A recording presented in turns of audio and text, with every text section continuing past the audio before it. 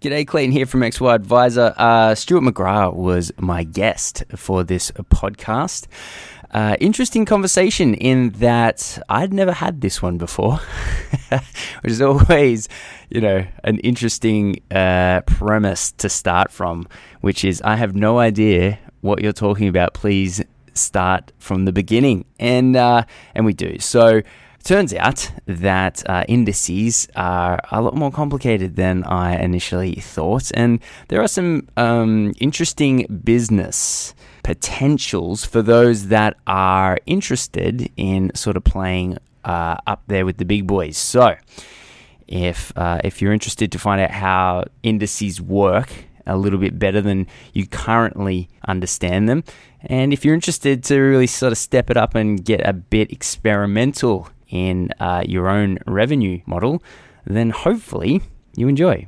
This episode is proudly sponsored by NetWealth. Launching nearly 20 years ago, this ASX-listed company is ranked number one for overall platform functionality and user satisfaction by investment trends for the past 3 years. As the financial advice landscape changes, it's important now more than ever to embrace new technology and enhance the way you do business. With this change comes your chance to innovate, explore new perspectives, and realize new efficiencies. NetWealth is here to support you on this journey by providing you market-leading technology, excellent customer support, and expertise to help you innovate in your business. Visit the NetWealth website to learn more and get the PDS which clients should read before making a decision. Products issued by NetWealth Investments Limited.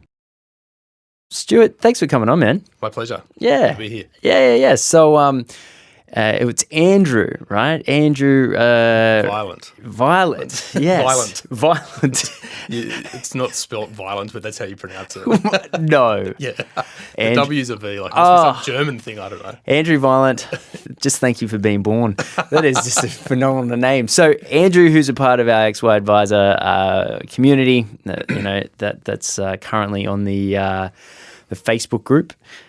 He reached out to us and he said we should get you on. So thanks for coming in, mate. My pleasure. Yeah, and in this short amount of time that we've got to chat, I've found out that you do international advisor tours. That's right. Yeah. Yeah. So what happened on this tour that was so phenomenal that Andrew Violent reached out and said, "Quick, go talk to Stuart"? I don't think there's any one thing. This is the third year that I've done it. Awesome. And they're always a little bit different each year. This year was the first year we'd done it in June. Previous years it had been September, right? Which just means it's a different experience in North America because we try to give people a sporting experience when we're there as well. So maybe I'll talk about last year because last year was really cool what we did. Yeah, do it. So one of my colleagues in the US, he is ex-US Army, so he's a graduate of West Point Military Academy. Oh, man. So, Sean's done a couple of tours of duty in the Middle East during the first Gulf War and stuff like that. But he thought a really cool experience would be if we could take the advisors up to West Point Military Academy to a college football game. Oh, yeah. Pretty much. Yeah. So it was a Sunday morning. We all jumped on a fast cat. Our office is right downtown in Manhattan, just kind of between the Brooklyn Bridge and the where the ferry goes to Staten Island. Yeah. So we all jumped on a fast cat down there, did one pick up somewhere else, and then we just kind of hooned it up the Hudson River for a couple of hours up to West Point. And it was just magical. So the leaves were just starting to change colour and stuff like that, but kind of went the whole length of Manhattan on the Hudson River, so on the west side. Yeah. And then as you're kind of coming up to West Point, I don't know whether you've ever been there. Yes. Oh, well, I haven't been to West Point, but I've been to New York. Yeah. So West Point's just like this fort kind of thing, and it was literally... that's where the British were stopped. Because it was a bend in the river, the Point. Yes. And so there's just this kind of grey granite kind of fort-looking thing as you pull up, and it's quite on a steep hill. Yeah. Anyway, we got up there and walked up. I think we busted up actually to the field. And then the kickoff of the game is just phenomenal. So there's these 5 guys jumping out of helicopters over the hell over the field, and then the last guy comes down with the American flag, and he can't touch the ground. So these guys are running after him to make sure it doesn't touch the ground. So that kind of kicked off the day. So, but this year we took them to a baseball game at Yankee Stadium. So that's kind of the fun part of the tour. But the other bit, which is fun, but it's kind of more business orientated.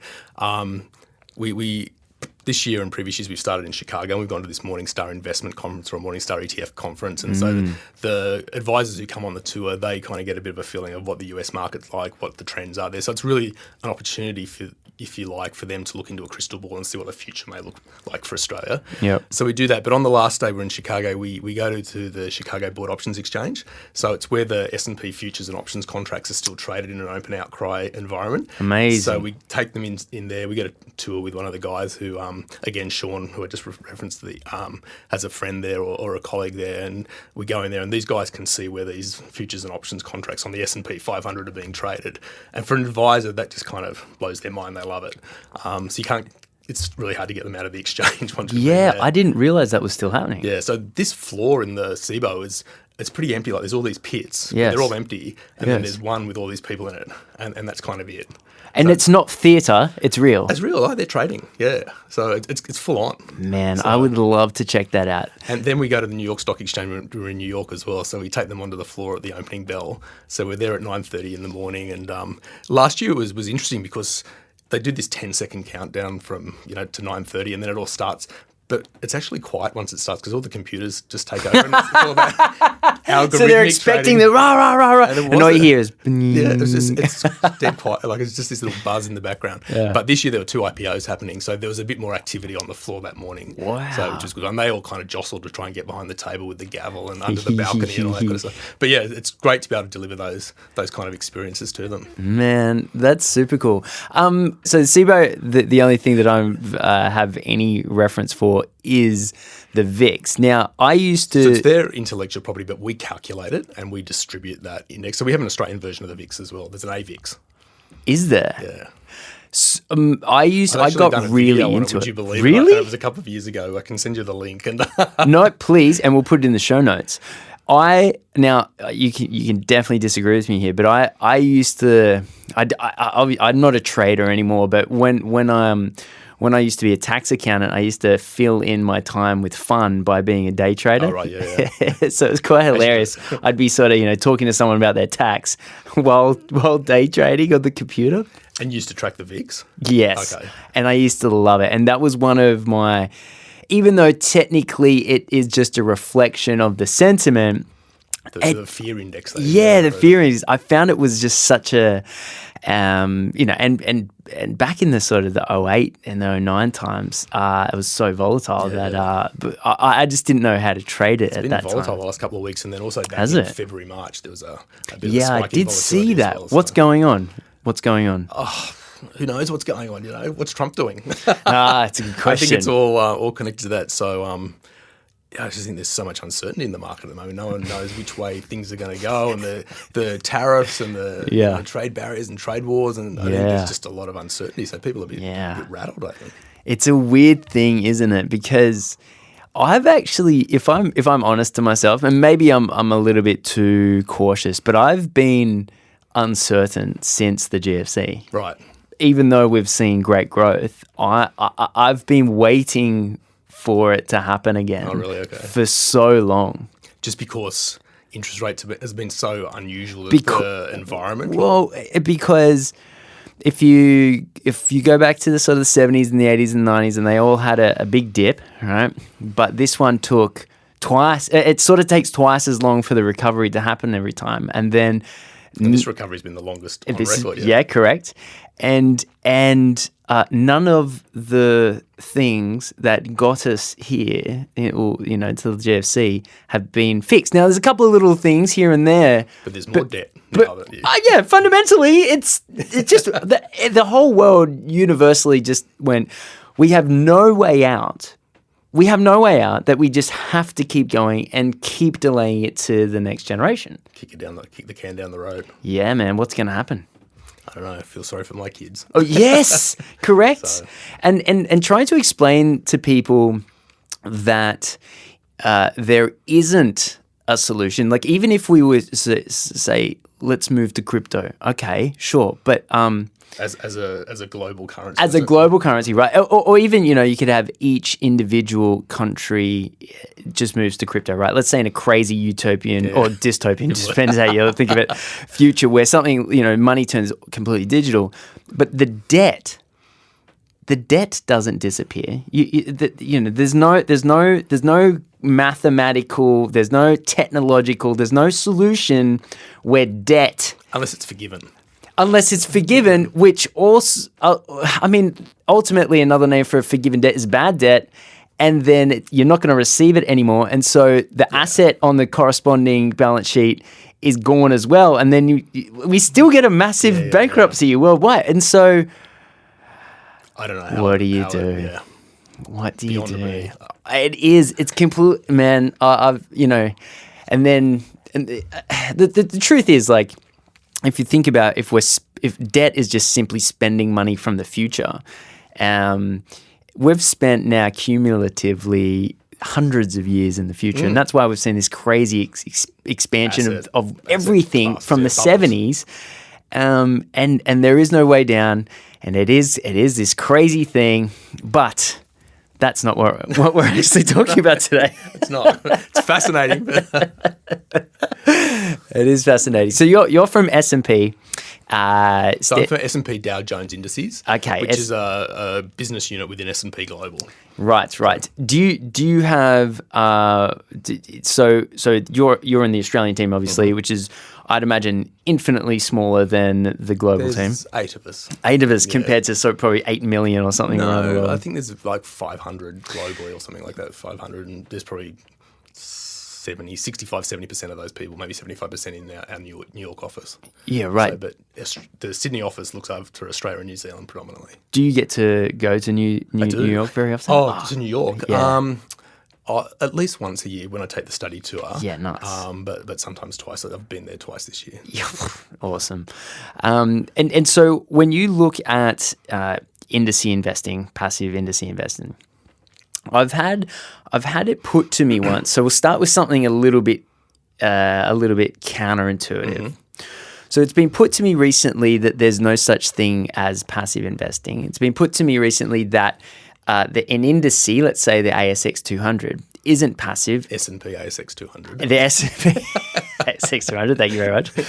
And it's been put to me that it's not passive. It's actually following the investment algorithm called top 200.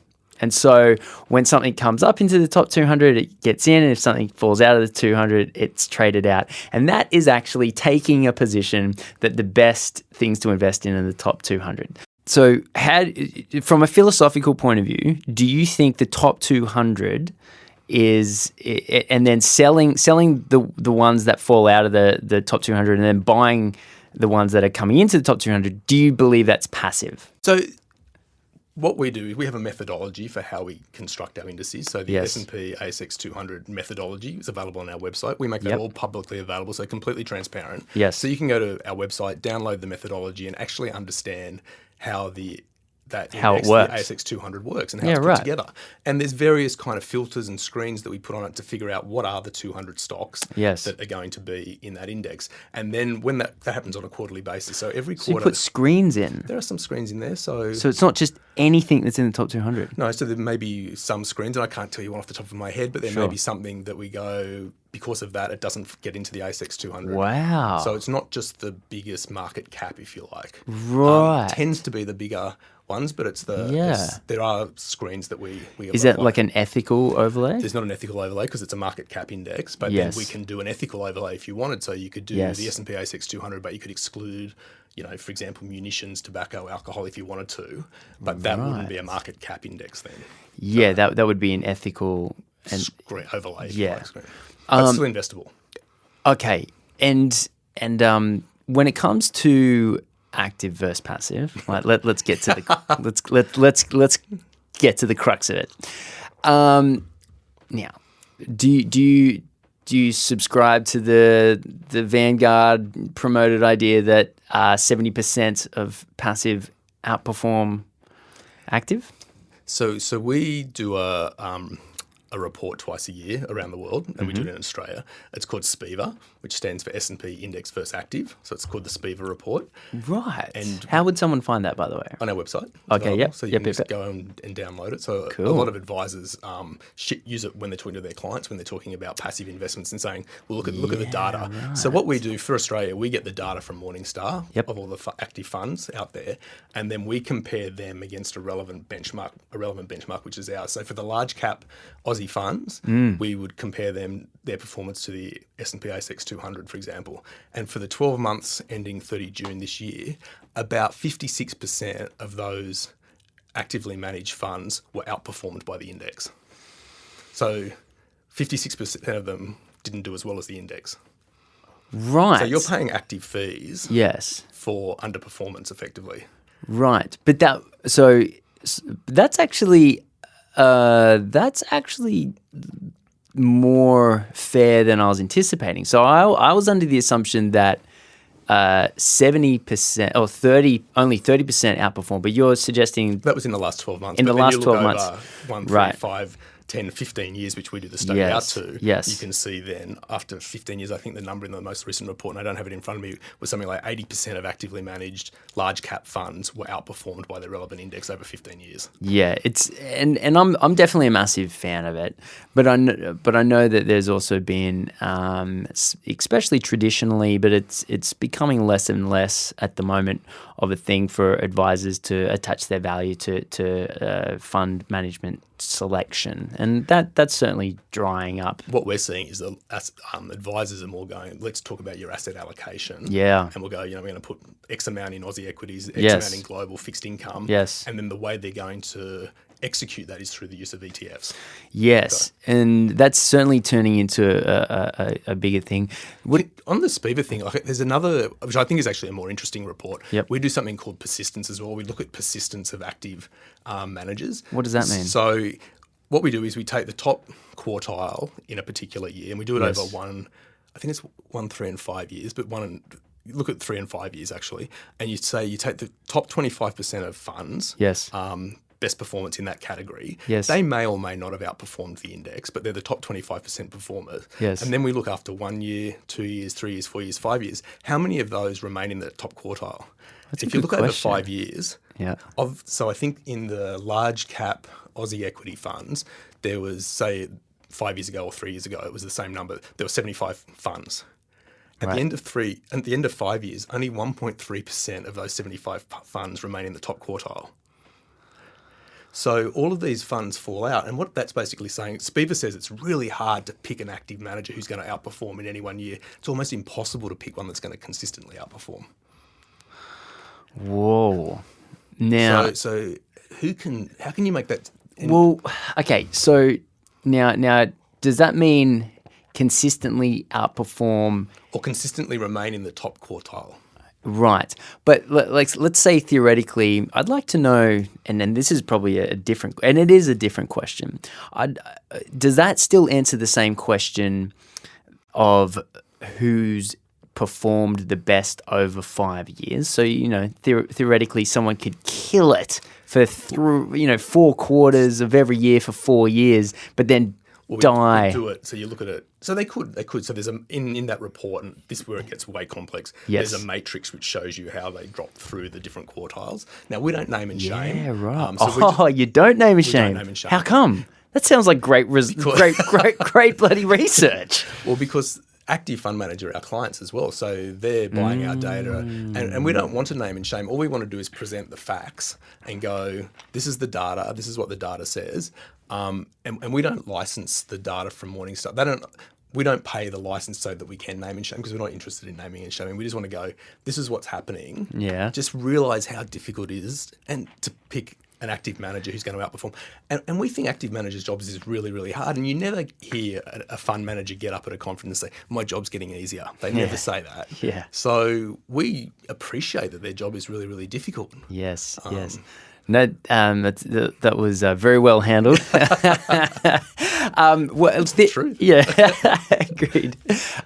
So what if an advisor wanted to and I guess naming and shame is one name for it, but what happens if an advisor actually just wanted to get the detail, like that level of detail on a broad range of active managers? Are you suggesting that information is available on Morningstar? It'd just have to be, coordinated in a certain way. So Morningstar would have the performance information. They wouldn't necessarily have done the comparison to a relevant benchmark. Yeah. So that's the IP that we bring to that process. Yeah, it's definitely interesting. Is there like a paywall where you can find out the names?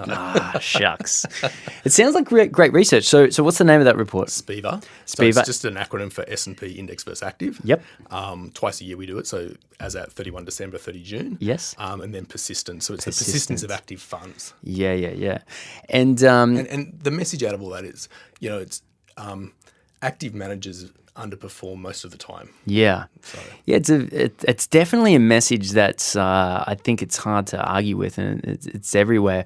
And then obviously you do get examples of funds that, I mean, for example, if you think of the Fidelity Australian Equities Fund in particular, they do quite well, strangely, all the time. And they say, look, we've got the IP over 100 years that we know how to pick it.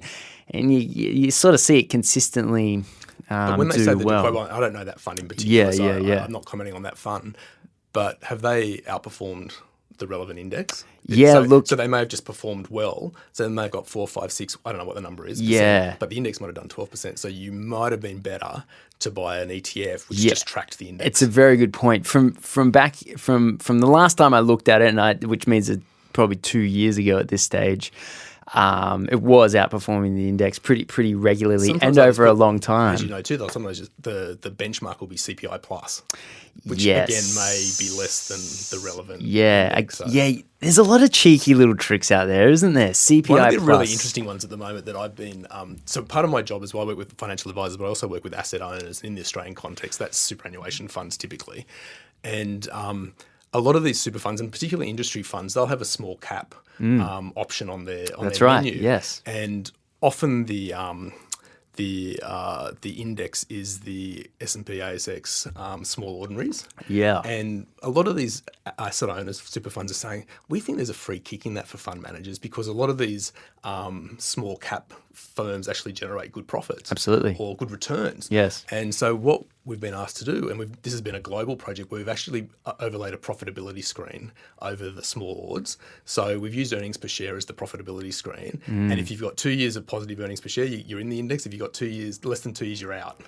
And so that's actually made the benchmark or the hurdle much more difficult for active managers in that small cap space. Now, no one's adopted that index yet. We're in discussions with a couple of players, but it's kind of, what is the appropriate index? And that's what we say to our, to financial advisors I'm speaking to, and also if we get an opportunity to speak to their clients, always try and understand what the index they're being benchmarked against is. What is that index? Is that an appropriate benchmark for that? And also, if you're buying an ETF, understand what the index is inside the ETF. And again, ours are all available on our website. Come and download it and read the methodology and understand how the ASX 200 is put together. How many? Because it's definitely fashionable to pump out as many different ETFs as possible. How many are currently in your stable? So we're not a product issuer, so we don't have ETFs. Right. So we're the index. We license that index to fund managers who then launch ETFs. Now, please explain what that means. Okay. So we're an index provider. Yes. So we calculate indices. That's our bread and butter. Yes. As I was saying before, we calculate around 1 million every day globally. Wow, yeah. And so in Australia, anywhere, if a fund manager comes to us and let's use the ASX 200 as an example, if they come to us and say, we want to launch an ETF on the S&P ASX 200, how do we go about doing that? So we will license the intellectual property in that index to that fund manager. Interesting. Which means they get all the data about that index, so the various weightings of the stocks, the constituent data, all that sort of stuff. So we provide that to them, and they're effectively replicating the index and then buying or getting a market maker to buy all the stocks in those proportions to create units for an ETF. So they're the product issuer. We're just the index provider. And the way we make money is for every dollar that's invested in a product that tracks one of our indices, we clip the ticket. Wow. Yeah. So we actually don't have an AFSL in Australia because we don't issue product. Our product is the index. Right. Yeah. So how do you work with financial planners? So my job with financial planners is all around education. Interesting. So we run a couple of events a year, both on the East Coast and the West Coast. So in March, we do what we call an ETF masterclass. We run that in Sydney and Melbourne. Yeah. And we get around 200 advisors to each of those events. And again, it's all about education, educating them about how can ETFs, the use of ETFs and passive solutions revolutionise your practice? Yeah. And we've seen examples where firms in Australia have taken on ETFs and used SMAs and MDAs and all that sort of thing to run these portfolios. And it's just taken so much cost out of their business, so much admin out of their business that they can then focus on their client relationship. But ETFs can be a catalyst for that. Right. So as I said before, they're focusing on the asset allocation piece, and then rather than then trying to go and select a fund and all, they go Aussie equities. We're just going to do the ASX 200. There's an ETF on that. We'll use that for our exposure. Interesting. So you're basically this is kind of interesting because I've absolutely seen a trend in financial advice, which is spend less time on the investments and more time on everything client else, relationship, right? Client relationship.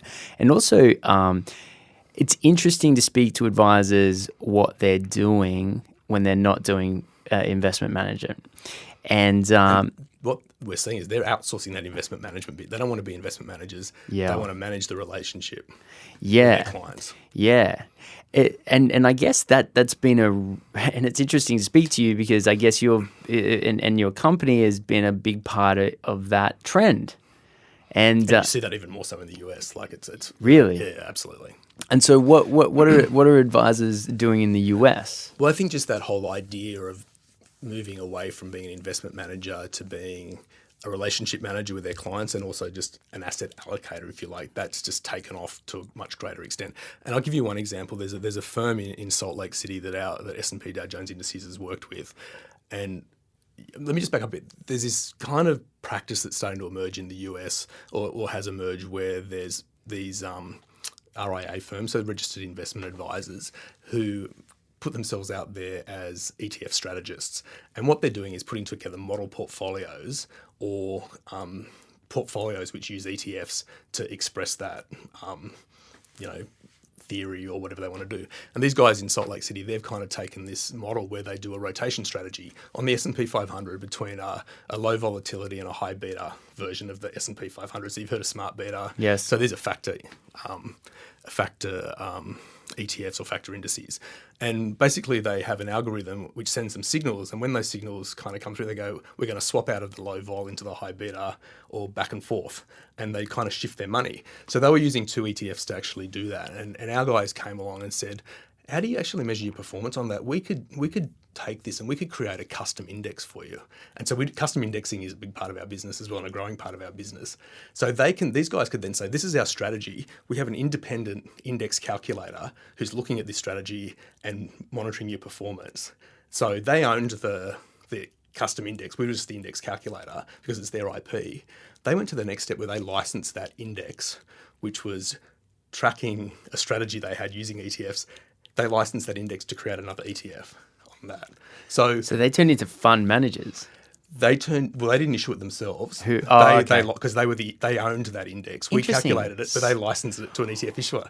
So It kind of went full circle. Whoa. So now their ETF, which you calculate, which is their IP, is being sold by a product provider. So instead of using those two ETFs to trade in and out, they just use their own ETF now because it follows the strategy.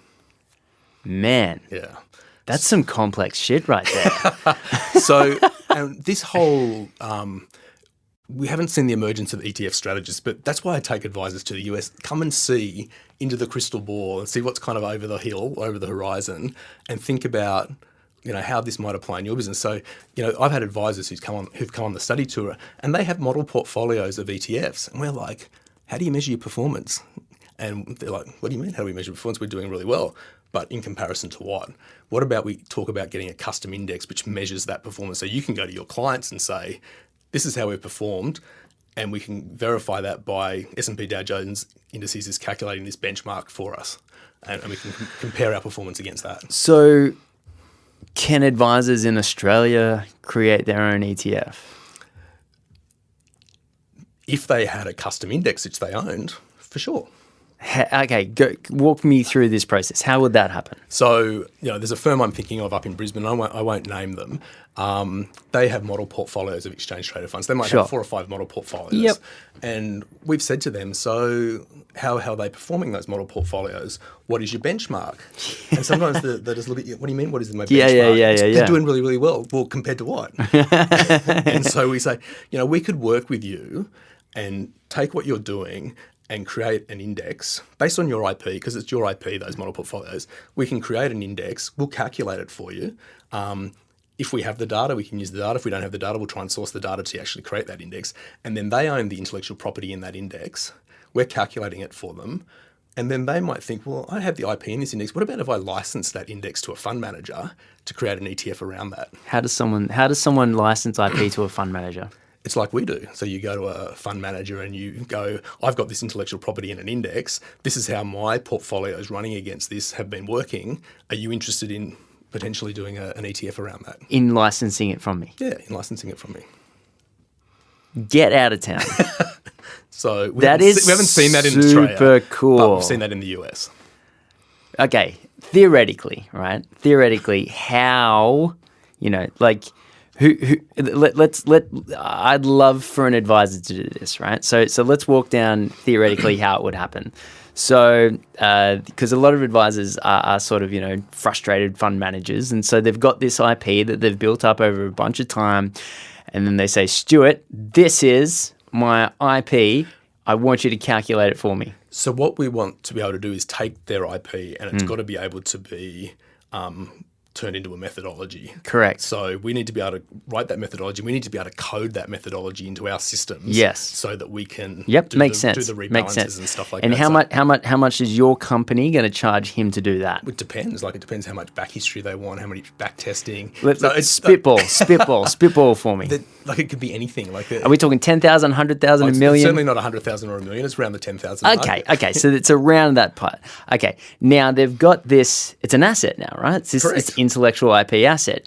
Now, and so they would charge the fund manager as well. So for every dollar that goes into an ETF that they have licensed their index to, they would be clipping the ticket as well. Okay, so they've got this IP that obviously you guys aren't allowed to share with anyone, right?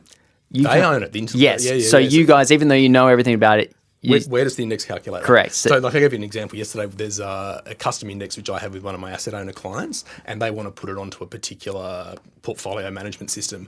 Even though we calculated, I had to get a letter from them on their letterhead saying we could release it to this portfolio. Interesting. Because it's not our IP. Yeah, that makes sense. Yep. So the advisor goes to you, pays around 10 grand or, ballpark figure, and then they've got this IP, right? Okay, do they then knock on the door of beta shares, or what's the next step? They could, or they could come to us and can you do some introductions from it to us with some of your ETF issuers? So we've done that as well. So right. There's lots of different ways. Interesting. But the good part is, so then they're talking to their clients, right? And they're saying, this is my... Well, this is my portfolio. This is your portfolio. Here's the benchmark, calculated independently. Yeah. And what would be the benchmark then? Well, whatever the strategy is. So, sure. For the model portfolio. And then, but there's a certain... So there's different ways we can do custom indices as well. So we do something called a slice and dice, right, which is you take an S&P index which currently exists, yes, and you may just kind of exclude something. So, right. So, you might take the S&P ASX 300, for example, and exclude the 4 Aussie banks. That would be a slice and dice. Yes. But then if a fund man or an asset owner or an advisor came to us and they wanted an index which was just the 4 Aussie banks, yes, that's their IP because they've told us what they want that index to be. So they then own the IP. In the first instance, we own the IP. Yes. Now, if it's something simple like that, right? Yeah. So obviously no fund manager is going to pay for intellect. No. Right. But so I'm just still going through the function of this in my head. So in this case, the advisor has got something something pretty good. These guys, the low vol, high beta. Yes. So whatever algorithm they've developed to send the signal to know when to change out of one to the other, there's obviously value in that because when you look at the performance of that strategy, it's outperformed the S&P 500. Fantastic. So there's value there. So they've got this IP, yep. they eventually get into boardrooms and they're discussing with product issuers, right? Probably doesn't start with boardrooms, but It starts with emails. It could start with an email, and then it might just be a random meeting. And then, Sure. But, Yeah. Okay, so it might eventually get to boardroom level, but you would hope. But right. I don't think that's our first port of call. Okay, fair enough. So the advisor. Now let's say for a second that this gets issued, but it's just for the financial planner's office, right? So it's a private The index. Yes. This So particular you wouldn't be talking to the fund manager. You're only talking to the fund manager when you want to launch a product. public. An ETF. Yeah, when it's just the index, Yes. that's just between us and the financial advisor. Yeah, absolutely. But let's say an advisor wants to create an ETF just for, let's say they've got a decent sized company and that they've been manually doing these SMAs or whatever for a long time. It wouldn't make sense for a fund manager just to do it like a private label ETF. Even if it was 100 mil? Yeah, you'd be lucky to get 100 mil as seed capital in Australia. Well, if it was your client base as an advisor. Well, for example, these guys in the US, I think when they moved all the money out of the two ETFs that they were rotating between into their new ETF. Yes. And I think the seed capital was something like 40 million. So day Right. one, they moved 40 million across. Right. So let's say for whatever reason, everyone. 40 million in Australia, that's big for an ETF here. Yeah. Yeah, okay, fair enough. So Except the biggies, like the ASX huge 200 ones, yeah. totally. So in the event that the advisors, the IP is so good that they're now about to issue a product with a product issuer, and then that goes into the stable of the product issuer, and that just then gets sold. What's listed in the Australian Yeah. context? It'd be, That's huge. Listed on the ASX. That's huge. As an ETF, yeah. That is what a crazy world we live in where that can happen. So the strategy becomes an ETF. Wow. That is super cool. So but no one's done it yet I'd in love to Australia. see it happen. That's why I take advisors. They look at the future, and that's what to loop back to where we started. The study tour I take to the US. So we have the fun, at the ball game or the football game. We go onto the trading floors. Guns are firing. And then there's a serious part to it as well. So one thing we try to do is we want to get some cross-fertilization happening between American advisors and Aussie advisors. And this year we had Canadian advisors as well. So my colleague who does my job in Canada, he brought down a bunch of Canadian advisors as well. So it's kind of getting them all talking together, talking about what's happening in different markets. Yeah. But then the education component is obviously at the Morningstar conferences I talked about. But then at head office in New York, we arrange meetings. So I think I had 6 Aussie advisors and there might have been another 6 Canadians. So there was 12 of them. And we have 1-hour meetings with the product managers. So you talk to the product manager of the Dow Jones Industrial Average, the product manager of the S&P 500. So these guys are the ones who are running the P&Ls on those products. You talk to people in a team we call Index Investment Strategy, and they're talking about, they talk about all this passive active, those kind of debates, and they can kind of get into that. So these guys eyeball these product managers and these subject matter experts and can just bombard them with questions for the hour. So that's part of the value proposition we bring to our partners, which are the fund managers. We can say, we can take your clients, financial advisors, to the US, and the advisors pay all their own costs. Yes. We do a bit of hospitality when we're there, or within, FOFA type Less than $200. Yeah. Good. And it's on their register. It better be. It's on it. I hope they put it on their register. We put it on our register. Good. But that's kind of a value add that we can do. So, how else could you go and talk? Even the product manager for the ASX 200 is based in New York. So you can talk to him. Man, so that's super cool. Yeah. What were you doing before you started here? So my background was in retail financial services. Right. So I've had a bit of a few moves. So first I worked for MLC for a couple of years. Then I was at ING for a couple of years. Then I was at AMP for 5 years. Doing? So various different roles. Initially I came into AMP as their head of e-commerce, e-business. Yeah, right. So I ran all their web kind of stuff. Cool. And then my final role there, which is kind of interesting given Royal Commission and things in recent days, I was the head of AMP Direct, so running their direct business. Interesting. Someone's just shut down their direct business, I read. TAL. Yeah. Shut down direct. So I think they've modified their business model where they're not doing outbound. Is what they're saying. Yeah. The inbound is kind of a different kettle of fish, but it was the outbound. Yeah. And at AMP, we weren't doing that. We didn't have specific direct products or anything like that. But yes. I can't believe it. And I'm being facetious here, but I can't believe it that calling people and offering them personalized general advice seems to be skirting the issue. I think the classic comment was that someone from Clearview said it's almost impossible to have a compliant and viable outbound direct business. Yeah, of course, you know. But anyway, so yeah, like I've and then saw this job and thought this is interesting. I know financial advice. So in my roles, I work with financial advisors as well. So it was not just direct products. I mean, in other roles, I'd had product roles in terms of platform sales to financial advisors, but also corporate super as well. Well, let's talk about that education piece for a little while. So what do you find when it comes to financial planners that they need to learn or upskill the most in for their day-to-day business? So if they want to be talking indexing and passive to their clients, it's really, from my perspective, it's really important that they understand the SPIVA stuff we've talked about. So, that was really cool. What is how do these products compare to active managers? I think persistence, that one I talked about as well, is really important. And then the other thing I think they need to understand is just how indices work. How do we work in developing indices, maintaining those indices? How often do they rebalance? So they want to be able to explain to their client when they're talking about the S&P ASX 200, for example, well, it rebalances every quarter. This is how S&P does the rebalance. These are the things they take into consideration. And this is what kind of gets spat out at the end. So I think it's important for them to understand what is inside the ETF. And we often talk about the index inside an ETF is kind of like the Intel inside. So it's the chip, if you like, which is actually running the ETF. Yeah, right. And do you teach a bit about asset allocation? We'll talk about ways you can address asset allocation by using ETFs. So sure. We won't tell them how to do their job in terms of this is how you should do an asset allocation. I think this is probably going to be a positive that comes out of the Royal Commission as well, that Aussie investors have typically been very heavily weighted to Aussie equities. So there's a strong home country bias. Yeah. And there's various reasons for that. Franking credits has kind of been a thing that's driven that.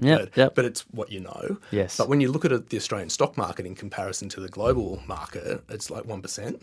Yeah. You might have 30% of your allocation in 1% of the market. So it was really interesting. I was the SMSF Association, who we do a lot of work with, partnered with a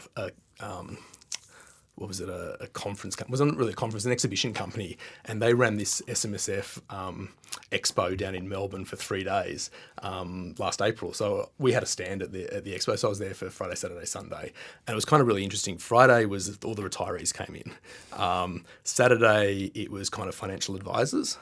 And this wasn't because it was a special day for them. And the third day was mums and dads with their kids because the kids weren't playing sport on Sunday. But on the Friday, I was talking to this lady, and she came in. She was, a doyen of Melbourne, and she lived in Toorak or South Yarra, and just chatting away. And somehow we got onto asset allocation and franking credits. And she goes, "Oh, franking credits a mug's game. All my money's in the US." And so we just kind of had that conversation. So she understood that, if she put 30% or whatever of her asset allocation into Aussie equities, she was only really exposing herself to 1% of the global market. And she said, I can make a lot more money by having invested in the US. So How old was she? Oh, she'd be in her 80s.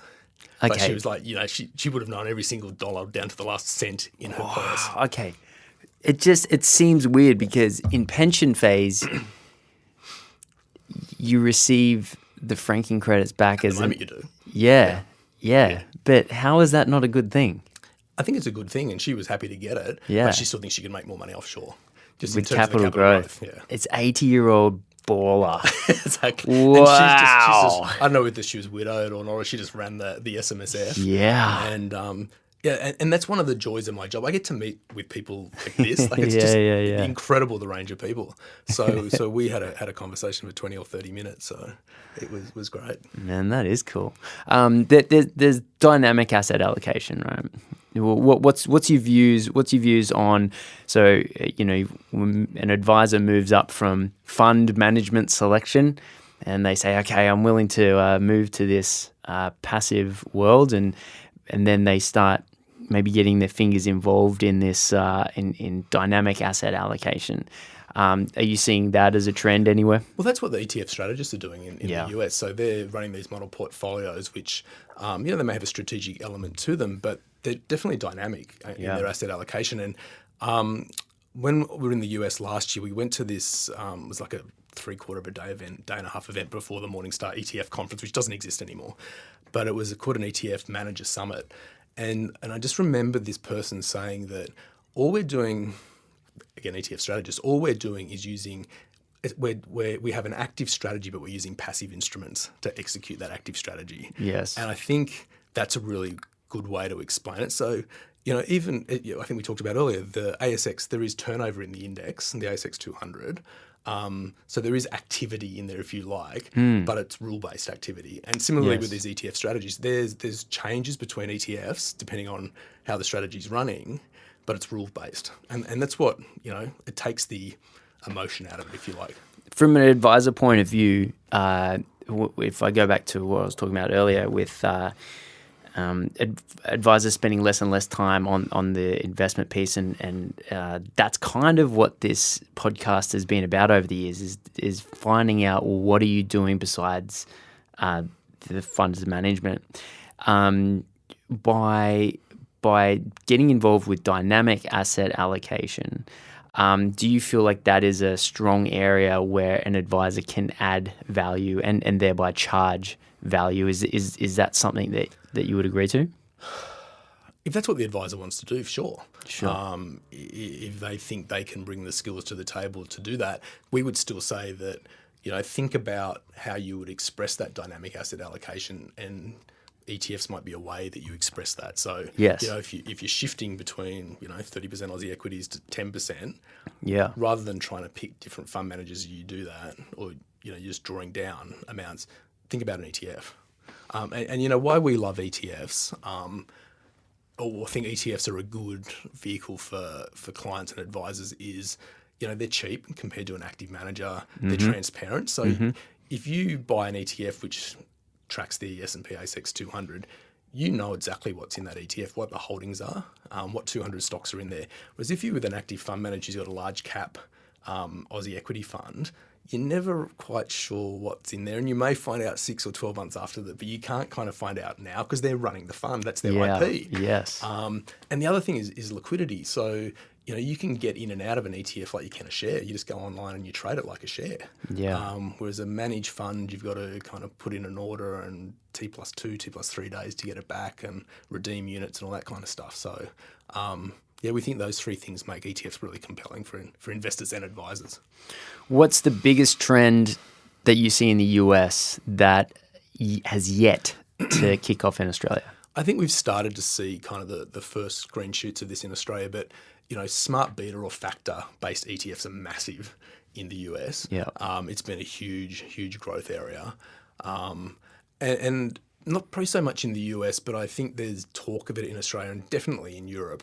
The whole ESG, so environmental, social, carbon efficient indices, how does that translate into ETFs? So I think that's got it's only just started, that sort of stuff. And we've just launched in the last week these global carbon efficient indices. So it's a carbon take on the S&P 500, 600, 400, etc. And are there any product issuers these indices have literally just been. And so there's no one living up to it yet?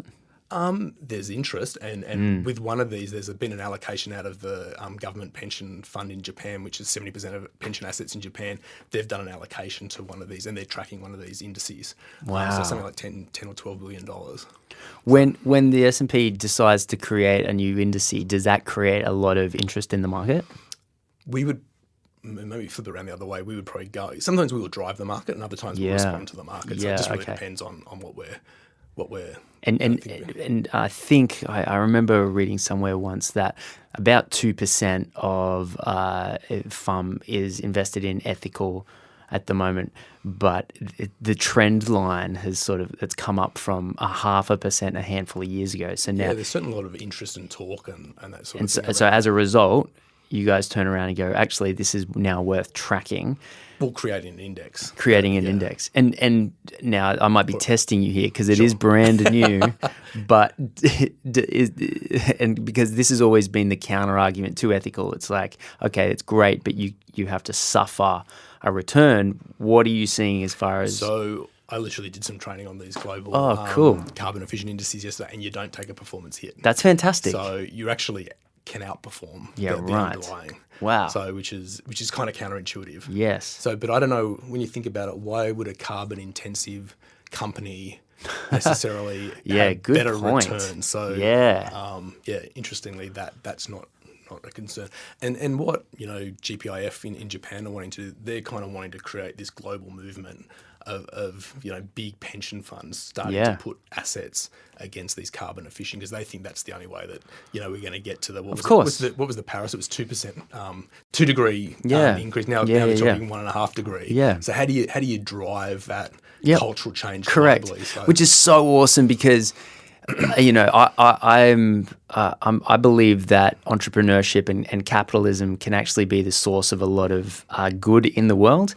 And it does not surprise me at all that while a Paris agreement might fail, and the reason it did fail is because, as far as I could tell, it wasn't a singular issue topic. There was, sure, it's this, but also these are all these other requirements and to a certain extent, I can understand why certain countries goes first and all that. Correct.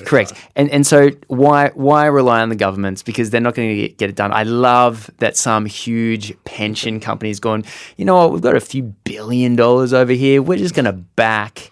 And so I take my hat off to companies like S&P that are creating the indices, which is a reflection of the movement of the times.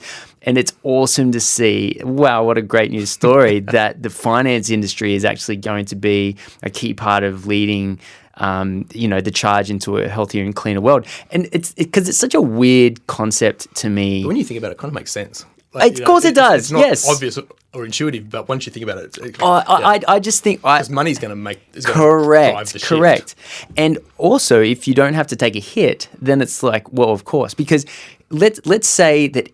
Let's just take this absurd position that every single scientist in the world doesn't know what they're talking about, and we don't know whether carbon is making the world bad or good. And okay, let's remove all that. Is it still good to live in a world that's healthy and clean? Yeah. Like, if you just assume that is a good starting point, then I mean, who cares who's right and who's wrong? Let's just go with what's objectively. You can tell if there's plastic on the ground or not, right? And in the oceans and on the beach. Absolutely. Like these are really easy things to see. And so whatever is cleaning that up, and if we can get our huge pension funds that are, let's say, investing in companies that don't produce a bunch of stuff, that is real change. That's awesome. Really interesting. It's kind of slightly related. We just come back from a holiday with a family, and we spent 5 nights on Lady Elliot Island, which is on the southern end of the Great Barrier Reef. So it's off Gladstone, right? And it's an ecotourism resort, so advanced ecotourism resort they call it. And so I had 3 of my 4 kids with me. And, we were snorkeling with manta rays and turtles and all this sort of stuff, straight off the beach and coral and everything. Yeah. And, so you do these tours during the day. You went on out a tour. There's a lagoon. You could walk through the coral reef, and they're kind of pulling octopuses out of crevices and stuff like this, crazy stuff. But this guy, he was just so passionate about turtles as his thing. He just loves turtles. And you're saying, even just the smallest things you can do at home, if everyone is doing those, the cumulative impact, and he just said, the governments are going to get to do it because the politics don't work for them. Yes. But if individuals can just do these small little things, that has a massive cumulative impact. And I think the same with the finance industry. If people start doing this, others will kind of follow the wave. Absolutely, especially if there's billions of dollars behind it. That exactly makes me really happy. I'm really happy to hear that story. Mate, thank you so much for coming in. It's a pleasure to interesting and helpful, and it's been fun. I've enjoyed it. Yeah, absolutely. I think you've got not only really experienced, but you got a really cool insight on a bunch of things. So Mate, that was really cool. If someone wants to reach out, learn more, if there's advisors listening here, want to get educated on certain topics, or like, how do they get in contact with you? They can email me. So should I just say please, yeah. Yep, so it's Stuart.Magrath. So it's Stuart.Magrath, Magrath. So there's no C in my surname.